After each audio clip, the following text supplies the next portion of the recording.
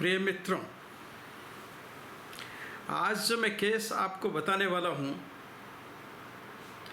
वह दुनिया का एक इकलौता ऐसा केस है जिसमें एक सेशन जज को, डिस्ट्रिक्ट एंड सेशन जज को खुद को मौत की सज़ा हुई और उनको फांसी पे चढ़ा दिया गया। बड़ी विचित्र घटना है। आज मैं सिर्फ इसके फैक्ट्स का इन्फॉर्मेशन आपको दूंगा कि कैसे कैसे ये सब हुआ,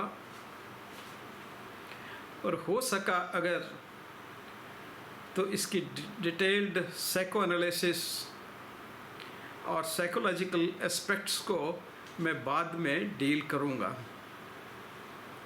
मेरे हिसाब से यह एक बहुत महत्वपूर्ण केस है जहाँ पे मर्डर और human psychology, suicide and human psychology, इसका बहुत विस्तार से एनालिसिस, अन्वेषण करने की ज़रूरत है। समय रहते अगर इसको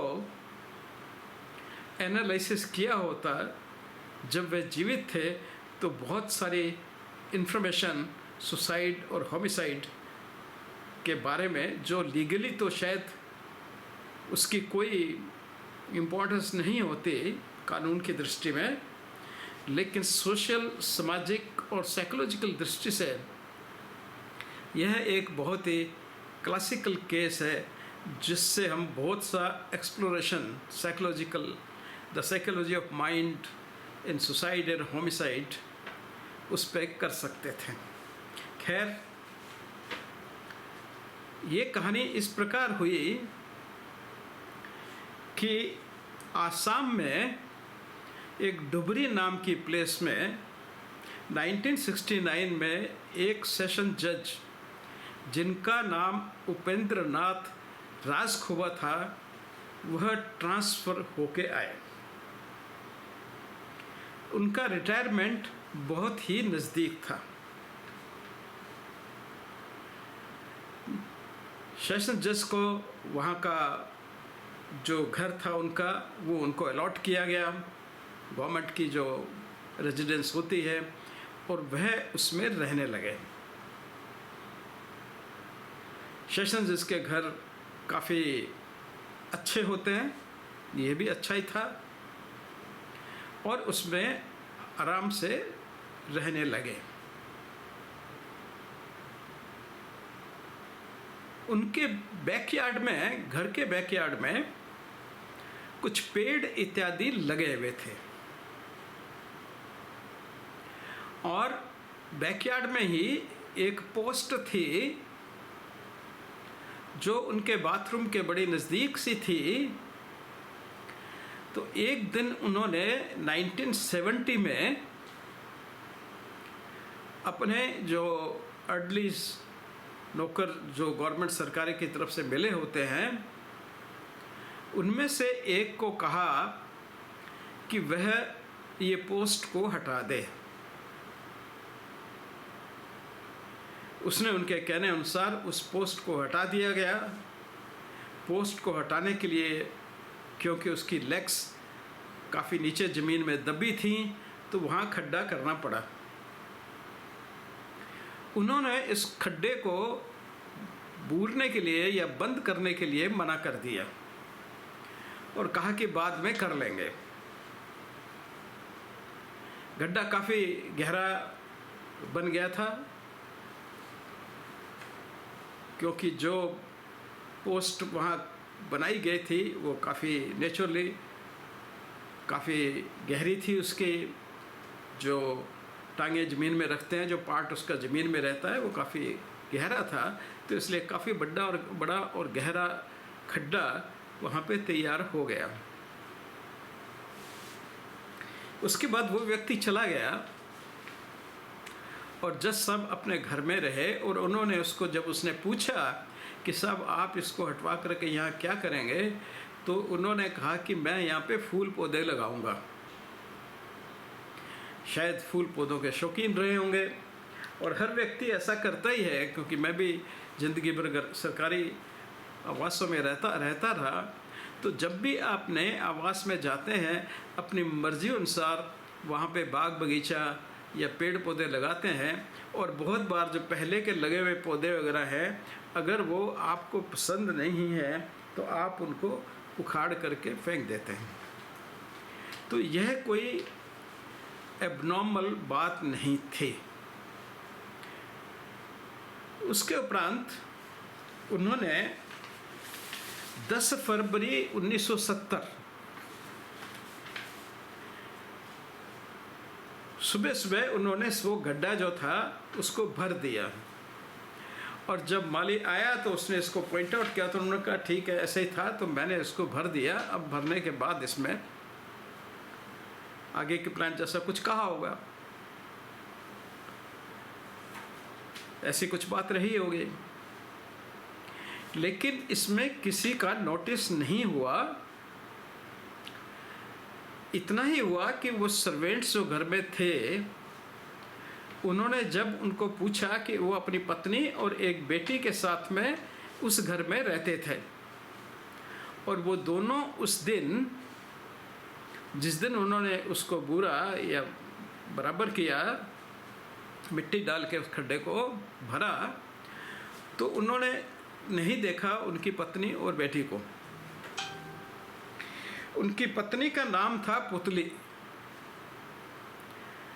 एलियास पुतुल,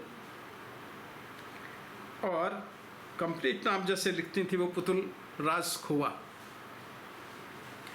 ये दो नामों से घर में जानती है, अक्सर लोगों के घर में दो नाम होते ही हैं, एक नाम आप जो पूरा नाम होता है और एक नाम जो छोटा घर में निकनेम पढ़ ही जाता है।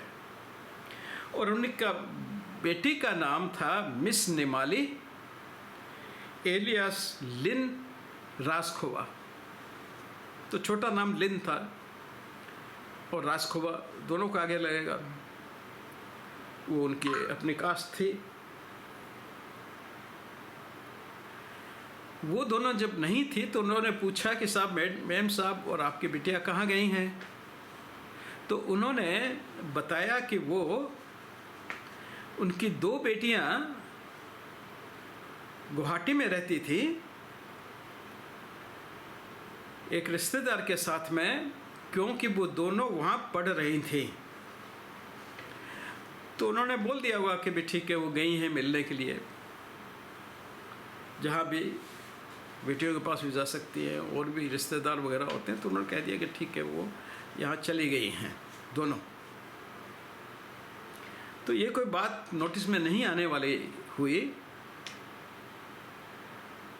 और एक बात और इंटरेस्टिंग है कि ये बात जो मैंने आपको बताई 10 फरवरी 1970 की, तब तक वो 3-4 फरवरी को अपनी नौकरी से रिटायर हो चुके थे। ये घटना रिटायर होने के बाद की है।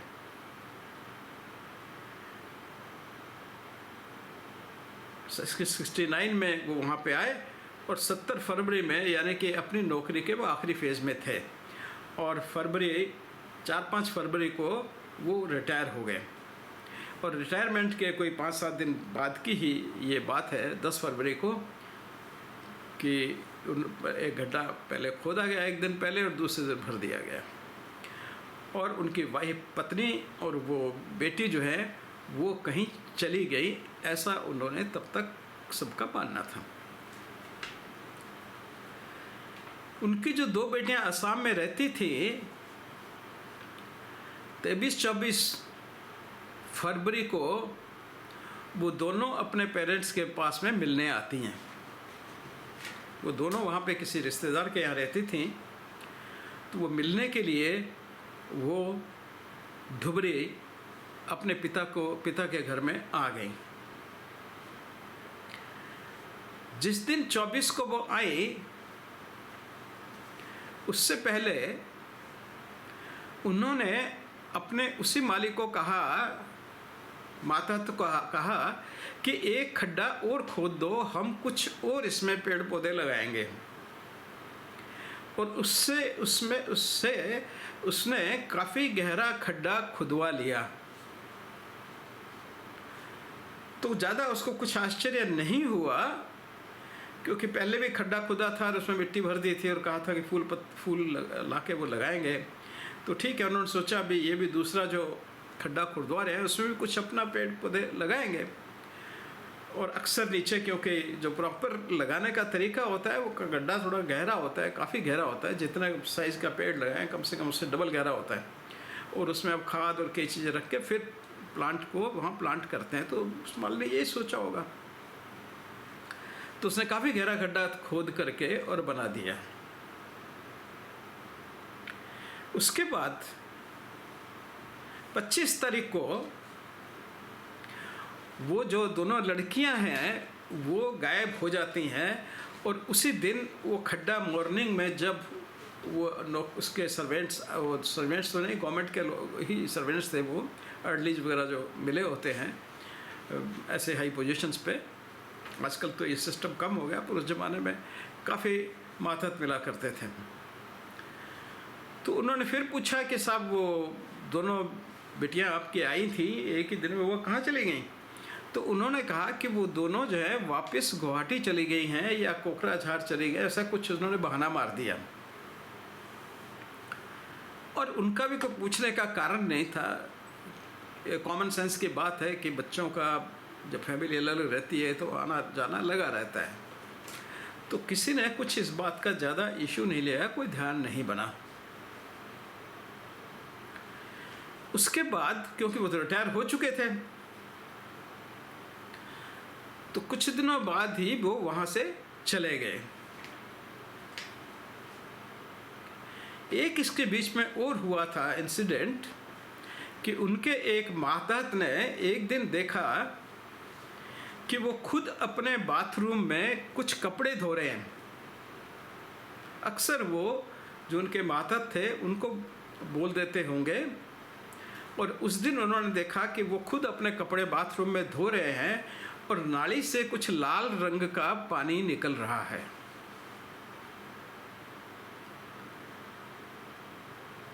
तो उसने सोचा कि मैं मालिक को बोलता हूँ। तो उसने बोला उनको कि साहब मैं ही कपड़े आपके धो देता हूँ, आप क्यों धो रहे हैं? तो उन्होंने कहा नहीं नहीं नहीं, बाथरूम में तुमको आने की ज़रूरत नहीं है, मैं ही कपड़े धो दूँगा।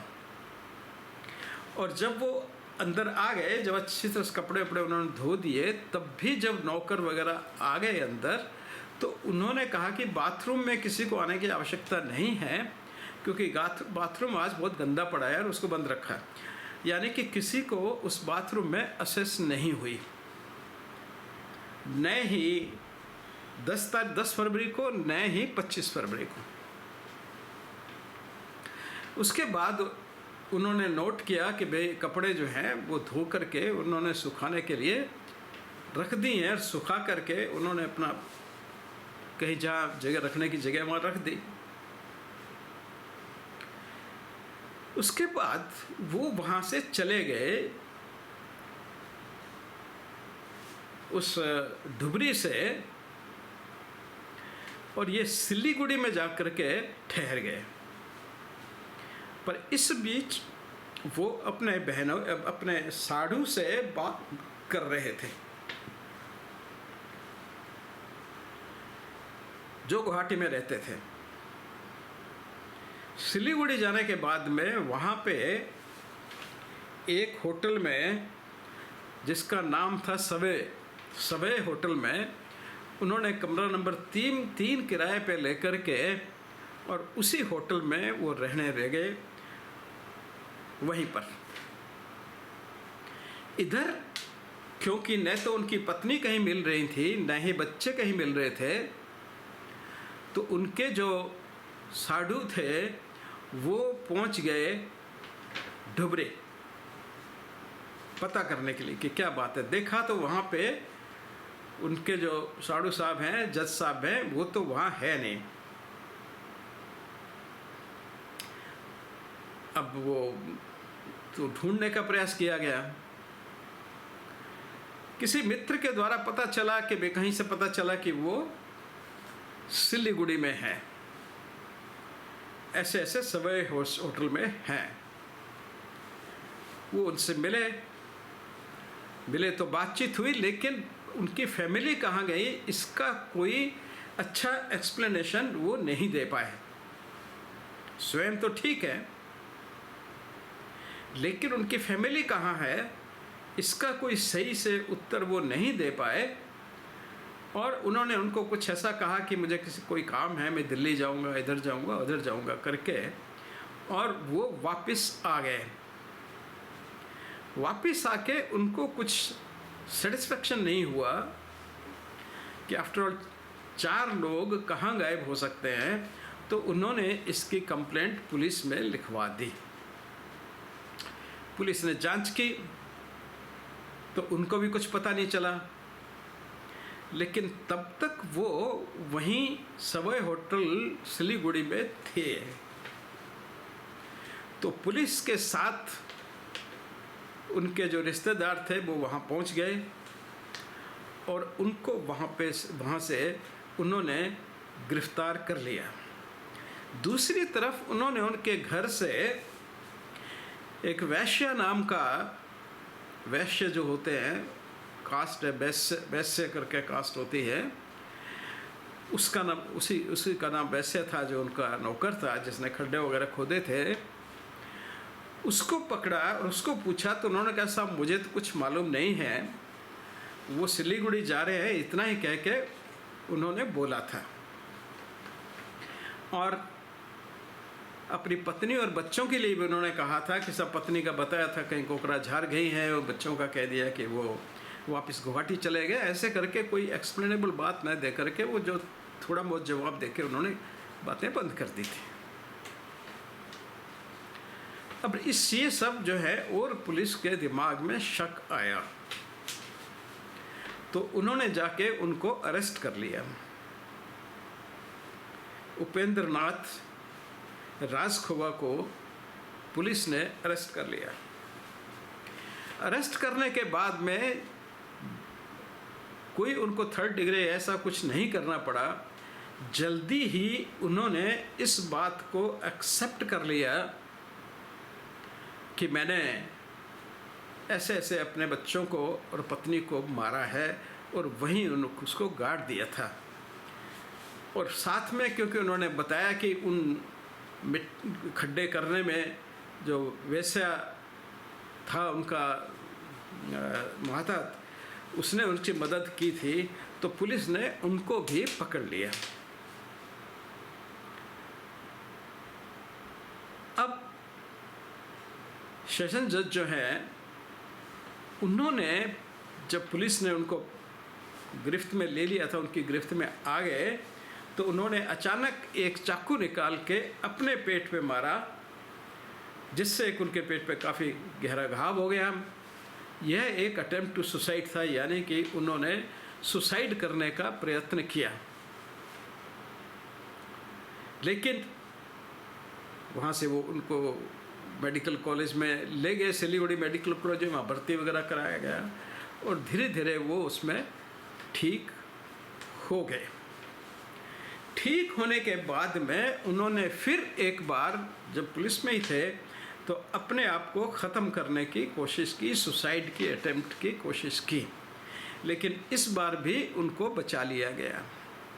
इस तरह से इस पीरियड में उन्होंने 2 बार अपने आप को मारने की कोशिश की। पेशा को भी पकड़ लिया गया और उसको भी साथ में सेक्शन 201 और 302 के चार्जेस में उनको भी पकड़ लिया गया और दोनों पे चार्ज कर लिए और इन्वेस्टिगेशन हुआ। वहाँ से खड्डों को खोदा गया और वहाँ से 2 स्केलेटन जो हैं वो दोनों खड्डों से अगस्त में जाकर के अगस्त 1970 में वो बॉडीज वहाँ से निकाली गई। उन चारों को वहाँ पे सीएम में पोस्टमार्टम करवाया गया और पोस्टमार्टम में पता चला कि उन सब पे चोटें हैं किसी हैवी कटिंग वेपन से और 2-3 में उनमें खास जो टिपिकल चोट है वो हेड पे चोट है जो फ्रैक्चर प्लस बिल्कुल ब्रेन कैविटी में क्रेनियल कैविटी तक जा रही है, यानी कि फेटल वुंड है, यानी कि उनको वेपन से, किसी हैचेट टाइप वेपन से उन्होंने मारा था। यह पोस्टमार्टम एग्जामिनेशन पे एस्टेब्लिश हो गया चारों व्यक्तियों को। अब हर चीज़ वहाँ एक्सप्लेनेबल थी, इसलिए पुलिस ने उनको ग्वालपारा सेशन जज के यहाँ पे ट्रायल के लिए इन्वेस्टिगेशन कंप्लीट करके उनको डाला गया, उनको केस चलाया गया। केस चलाते चलाते 6 अगस्त केस में जज साहब ने, जो जोरहाट में थे, उन्होंने उनको फांसी की सज़ा, गिल्टी ठहराया उन्होंने मर्डर का, और फांसी की सज़ा अवार्ड कर दी। ये सब 70 में ही हो गया। फांसी की सज़ा अवार्ड होने के बाद में जज साहब ने, उपेंद्र जी ने हाई कोर्ट में पहले इसको चैलेंज किया और फिर सुप्रीम कोर्ट तक ये केस लड़े। हाई सेशंस कोर्ट ने जो वैश्या था, जो उनका नौकर था, उसको बरी कर दिया था। उन्होंने उस बात पर नहीं कहा कि साहब इसका कोई दोष नहीं है, कि शायद इसको पता नहीं होगा, कुछ नहीं होगा, उसने तो खाली कहा खड्डा खोद दो, उसने खोद दिया, और बाद में कहा कि इसको लेवल कर दो, तो लेवल कर दिया। तो सेशंस कोर्ट ने उसका कोई रोल उसमें न मान करके उन्होंने उसको बरी कर दिया था, लेकिन सेशन जज को फांसी की सज़ा दे दी थी। ये हाई कोर्ट में केस चला, फिर उसका सुप्रीम कोर्ट में गया, और फाइनली सुप्रीम कोर्ट ने 6 अगस्त 1774 को 1974 को और मैं 1974 को 6 अगस्त को उस फांसी की सज़ा को पक्का कर दिया, और उन्होंने कहा कि साहब इसमें कोई गुंजाइश नहीं है, हम इसको कंफर्म करते हैं। तो यानी कि 2/12/1970 को, यानी कि उसी साल जिस साल उन्होंने मर्डर किया था, उनको फांसी की सज़ा दे दी गई। और उसके बाद सुप्रीम कोर्ट ने 1976 तक वो केस हाई कोर्ट से होकर सुप्रीम कोर्ट में पहुंच गया, और सुप्रीम कोर्ट ने उसका अगेन रिकन्फर्मेशन करते हुए फांसी की सज़ा को बरकरार रखा, और फाइनली उनको जोरहाट जेल में 14 फरवरी 1976, यानी कि लगभग 6 साल बाद इंसिडेंट के, उनको जोरहाट में, जोरहाट का जो कैद है, जोरहाट की जो कैद है, प्रिजन है, उस जोरहाट प्रिजन में उनको फांसी पर लटका दिया गया। 1970 फरवरी में उन्होंने मर्डर किया, दोनों अपने तीनों बच्चों का और अपनी वाइफ का, और 1976 में उनको, फरवरी 1976 में उनको फांसी पे चढ़ा दिया गया जोरहाट में। इस तरह से ये कहानी पूरी हुई कि एक जुडिशियल ऑफिसर जो खुद अवार्ड करता था डेथ सेंटेंसेस, उस खुद से कुछ ऐसा अपराध हुआ कि वो खुद को फांसी चढ़ना पड़ा। इसमें एक बात बड़े महत्व की है, जो मैंने पहले शुरू में भी कही थी, कि इनका साइकेट्रिक एग्जामिनेशन के लिए जो वहाँ के लोकल सीएमओ थे, चीफ मेडिकल ऑफिसर थे, उन्होंने रिकमेंड किया था।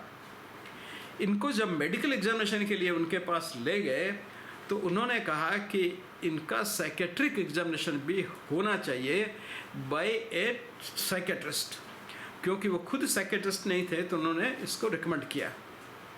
कोर्ट में इस बात पे बहस हुई और फाइनली कोर्ट ने कहा कि हम खुद बात करेंगे, जो एक्यूज्ड है, कि वो साइकेट्रिस्ट से डायग्नोसिस से एग्जामिनेशन चाहते हैं कि नहीं है, और साथ में ये खुद वो तय करेंगे कि इनको साइकेट्रिक की एग्जामिनेशन की ज़रूरत है कि नहीं। सीएमओ का कहना यह था कि इन्होंने 2 बार सुसाइड किया है, अपने आप को मारने की कोशिश की है। इसका अर्थ है कि हो सकता है इनको कोई साइकेट्रिक डिस्टर्बेंस हो और उसके अंतर्गत इन्होंने ये मर्डर किए हों। वो अपनी जगह बिल्कुल सही थे। इस चीज़ को मैं आज भी मानता हूँ कि उसको रूल आउट करना चाहिए, चाहे वो इतनी गंभीर स्थिति नहीं होती कि उनको मैकनॉटन रूल का सेक्शन 84 का फ़ायदा दिया जा सके, उनको सज़ा दे देते। हैंगिंग की उसकी ज़रूरत नहीं थी, लेकिन यह वह साइकोलॉजी सब्जेक्ट के लिए एक बहुत अच्छी रिपोर्ट होती अगर वो सब उसका साइकोलॉजिकल एग्जामिनेशन, साइकोलॉजिकल एनालिसिस और सारी चीज़ें होती। पर उस समय शायद क्योंकि साइकेट्रिक जो स्पेशलिटी इंडिया में इतनी डेवलप्ड नहीं थी, इसलिए ये सब नहीं हो पाया। और जज साहब ने खुद ही उनको बुला करके पूछा, वो स्वयं अपने आप को साइकेट्रिस्ट को सबमिट करने को बिल्कुल तैयार नहीं थे। उन्होंने कहा कि मैं बिल्कुल सही हूँ, मैं बिल्कुल नॉर्मल हूँ और मुझे किसी साइकेट्रिस्ट की आवश्यकता नहीं है। फिर भी जज साहब ने उनको अपने कोर्ट में बुलाया और उनसे बात की, और उन्होंने कहा था कि इस चीज़ का निर्णय मैं स्वयं लूँगा उनको एग्जामिनेशन करके कि उनको साइकेट्रिक एग्जामिनेशन की ज़रूरत है कि नहीं।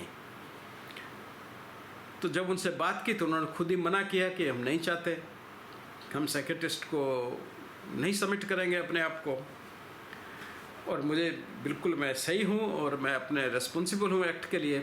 तो जब बात करने पे जज साहब ने कहा कि नहीं, वो फुली सेन हैं, उनको किसी भी साइकेट्रिक एग्जामिनेशन की ज़रूरत नहीं है और वो ट्रायल स्टैंड कर सकते हैं, और उसीलिए वो ट्रायल हुई और उनको फांसी की सज़ा सुनाई गई।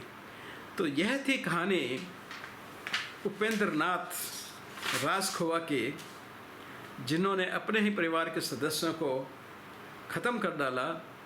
लेकिन मैं अब भी कह रहा हूँ कि इसमें कुछ ना कुछ साइकेट्रिक एंगल ज़रूर था और उसका पता चलाना चाहिए था मेडिकल एंड साइकेट्रिक एग्जामिनेशन से। लेकिन साइकेट्रिक एग्जामिनेशन या फॉरेंसिक साइकेट्री जो है या फॉरेंसिक साइकोलॉजी है, वो इंडिया में न तब विकसित थी न आज विकसित है, और इसीलिए जो इन्वेस्टिगेटिंग एजेंसीज़ हैं या ट्रायल की एजेंसीज़ हैं या गवर्नमेंट इटसेल्फ है, वो उसकी सिग्निफिकेंस नहीं समझ पाते। एक्यूज्ड को रिलीफ मिले या नहीं मिले वो दूसरी बात है, पर लिटरेचर के लिए या इस बात को समझने के लिए इस तरह के केसेस बहुत इम्पोर्टेंट रहते हैं। धन्यवाद।